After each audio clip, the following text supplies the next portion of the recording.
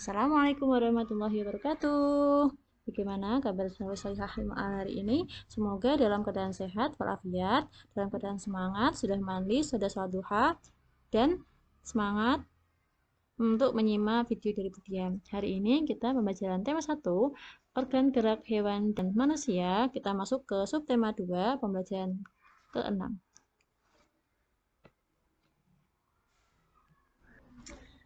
Nah, apakah kamu suka bermain sepak bola? Nah, permainan bola memerlukan banyak gerakan seperti berjalan, berlari, menendang, dan melempar. Tangan dan kaki kita bisa bergerak karena adanya tulang dan otot. Nah, tulang dan otot ini bekerja sama dalam bergerak sehingga membentuk suatu sistem gerak.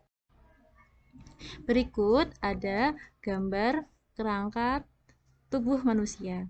Ada tulang dahi, tulang pelipis, ada tulang rahang bawah, tulang selangkah, tulang hasta, tulang pinggul, tulang paha, sampai bagian bawah ada tulang kering, dan seterusnya. Nah, ada yang namanya tulang anggota gerak atas dan ada tulang anggota gerak bawah. Yang sebelah kanan, tulang anggota gerak bawah, yang sebelah kiri, tulang anggota gerak atas. Nah, sekarang bagian-bagiannya dan fungsinya. Tulang lengan atas berfungsi sebagai untuk gerak badan atas manusia. Tulang pengumpil untuk pergerakan dari lengan bagian bawah dan membantu membentuk persendian dari siku. Tulang pergelangan tangan untuk membantu pergerakan pergelangan tangan. Lalu tulang jari tangan untuk membentuk struktur dari jemari. Sedangkan tulang hasta untuk membentuk struktur tulang lengan bawah serta membantu rotasi pergelangan. Sedangkan tulang telapak tangan untuk menghubungkan antara tulang-tulang jari dengan tulang pergelangan tangan. Seperti di gambar, di sini tulang hasta sama tulang pengumpil hampir berdekatan, tapi berbeda. Yang bagian atas ada tulang lengan atas, lalu ada tulang pergelangan yang bisanya kalau tangan kita bisa berputar-putar itu. Lalu ada bagian jari jemari, berarti dia tulang jari tangan. Lalu ada tulang telapak tangan. Selanjutnya untuk tulang anggota gerak bawah.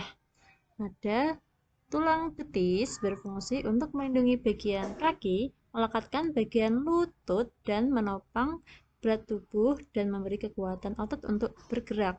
Di bagian atasnya itu ada tulang tempurung lutut dan bagian atas lagi ada tulang paha. Tulang paha merupakan tulang terbesar dan terkuat di tubuh. Nah, dia berfungsi menjadi tumpuan seluruh badan. Jadi dia yang paling kuat menumpu anggota tubuh kita. Lalu di bawahnya ada tulang tempurung lutut. Yang tulang lutut itu berfungsi untuk membungkus dan melindungi sendi lutut. Lalu di bawahnya ada tulang kering. Tulang kering ini untuk sebagai penyambung lutut dengan bagian pergelangan kaki. Sedangkan tulang telapak kaki berfungsi untuk mendukung pergerakan dan keseimbangan manusia. Tulang pergelangan kaki dia berfungsi untuk menggerakkan kaki ketika berjalan. Sedangkan tulang jari kaki dia sebagai tumpuan bagi tubuh agar memberikan keseimbangan. Nah, di bagian situ ada tulang kering dan tulang betis. Nah, yang besar dia tulang kering, yang kecil dia tulang betis.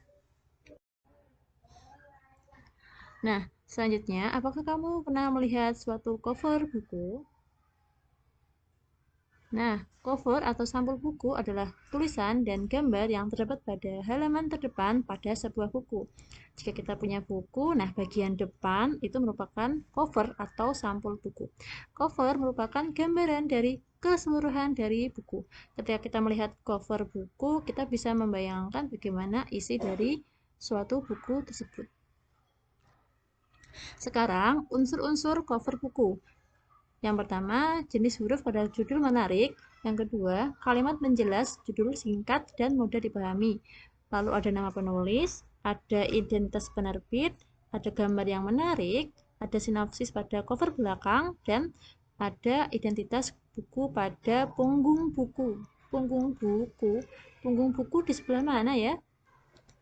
Nah, punggung buku itu bisa dilihat tanda panah itu merupakan punggung buku yang bertuliskan cerdas dan Bugar untuk SD MI kelas 4. Nah, itu merupakan punggung buku. Lalu di bagian bawah ada identitas penerbit, Pusat Perbukuan Kementerian Pendidikan Nasional. Lalu ada gambar yang menarik. Di sini ada gambar orang yang berlari, ada nama penulis, penulisnya adalah Priyanto Marianto, ada judul buku, Cerdas dan Bugar, Penjas Orkes untuk SDMI kelas 4. Lalu ada cover belakang, di sebelah kiri itu merupakan cover belakang. Lalu di situ juga ada gambar juga yang berhubungan dengan buku tersebut. Terima kasih dari Budian. Jika ada kurangnya, mohon dimaafkan. Wassalamualaikum warahmatullahi wabarakatuh.